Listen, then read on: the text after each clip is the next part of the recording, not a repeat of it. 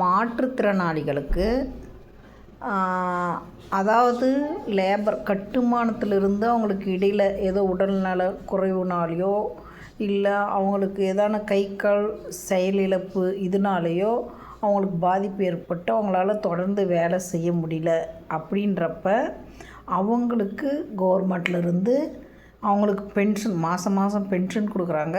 அது இல்லாமல் அவங்களுக்கு 3 சக்கர வண்டி அவங்களால நடக்க முடியலன்னா அந்த ஸ்கூட்டி தராங்க.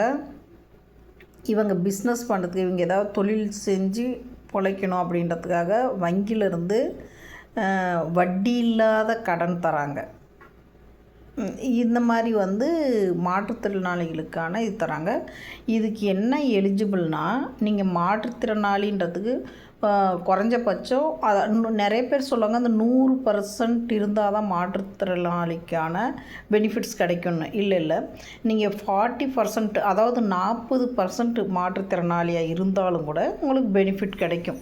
நீங்கள் 40% மாற்றுத்திறனாளினாலும் இந்த பெனிஃபிட்டெல்லாம் அனுபவிக்கலாம். என்னென்னா நீங்கள் பென்ஷன் வாங்கலாம், ஸ்கூட்டி வாங்கலாம், கடை வைக்கிறதுக்கு உங்களுக்கு 2 லட்சம் வரையும் வட்டி இல்லாத கடன் தராங்க. ஏதாவது நீங்கள் கடை வச்சு இல்லை பிஸ்னஸ் பண்ணி பொழைச்சிக்கலான்னு. உங்களுக்கு டெய்லரிங் தெரிஞ்சிருந்தா உங்களுக்குன்னா உங்களால் முடியாது, உங்களை கேர் எடுக்கிறவங்க ஒய்ஃபு இல்லை குழந்தை உங்கள் பசங்களுக்கு அந்த மாதிரி யாருக்கும் டெய்லரிங் தெரிஞ்சிருந்தா டெய்லரிங் சர்டிஃபிகேட் வச்சுருந்தா ஃப்ரீ மிஷின் தராங்க, தையல் மிஷினு. உங்களுக்கு எந்த விதமான குறைபாடோ அதுக்கு தகுந்த மாதிரி, இப்போ காது கேட்கலன்னா காது கேட்குறதுக்கான மிஷினு, கால் இல்லைன்னா கால் வச்சு தராங்க. இந்த மாதிரி நம்மளுக்கு என்ன உங்களுக்கு குறைபாடோ அந்த குறைபாடுக்கு ஏற்ற மாதிரியான இதை அங்கே தராங்க. இதுக்கு நீங்கள் என்ன செய்யணும்னா, ஒன்று சேவை மையத்தில் போய் நீங்கள் அப்ளை பண்ணலாம்.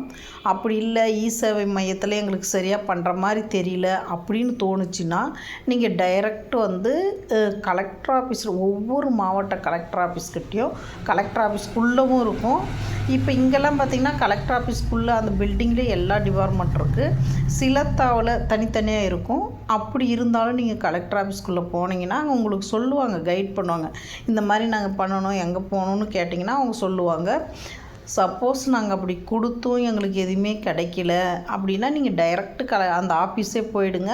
அப்படியே அவங்க எந்த ஒரு ரெஸ்பான்ஸும் இல்லைன்னா நீங்கள் போய் டைரெக்டாக மண்டே பெட்டிஷன் கலெக்டர்கிட்டே தரலாம். அவங்களே மாவட்ட ஆட்சியாளர் நடவடிக்கை எடுப்பாங்க.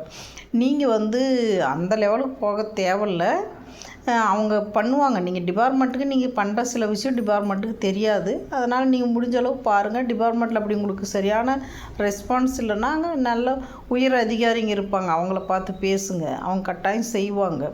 எல்லா இடத்துலையுமே அவங்களே முன்னே எல்லாம் செய்கிறாங்க. அதனால் இது எதுக்கு இந்த வீடியோ போடுறேன்னா, இதில் ஒரு பிரதர் 2-3 டைம் கேட்டிருக்காரு, எங்களுக்கு ஏதாவது கிடைக்குமா, என்ன ஹெல்ப் இருக்குது, இதுக்கு நான் என்ன பண்ணணும் அப்படின்ற மாதிரி. இது லேபர் கார்டுலேயும் இருக்குது, கட்டுமான கார்டுலேயும் இருக்குது, உங்களுக்கு அது இல்லாத மாற்றுத்திறனாளி ஆஃபீஸுன்னு தனியாகவே இருக்குது, அதுலேயும் இருக்குது. உங்களுக்கு எதில் உங்களுக்கு ஈஸியாக இருக்கோ அதில் பண்ணிக்காங்க, ஒன்றும் பிரச்சனை இல்லை. நீங்கள் கட்டுமான இதுலேயும் பண்ணலாம், மாற்றுத்திறனாளி ஆஃபீஸ்லேயும் பண்ணிக்கலாம். 2த்துலேயுமே உங்களுக்கு எலிஜிபிள் தான்.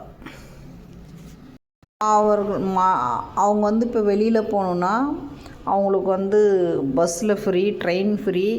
அவங்களுக்கு மட்டும் இல்லாத அவங்க கூட ஒரு ஆள் ஹெல்ப்புக்கு வர்றவங்களுக்கு ஃப்ரீ டிக்கெட்டு இந்த மாதிரி இருக்குது. அது இல்லாத வீடு கட்டுறதுக்கு இந்த மாதிரி மாற்றுத்திறனாளிகளுக்கு பல திட்டங்களை நம் தமிழ்நாடு கவர்மெண்ட்டு தருது.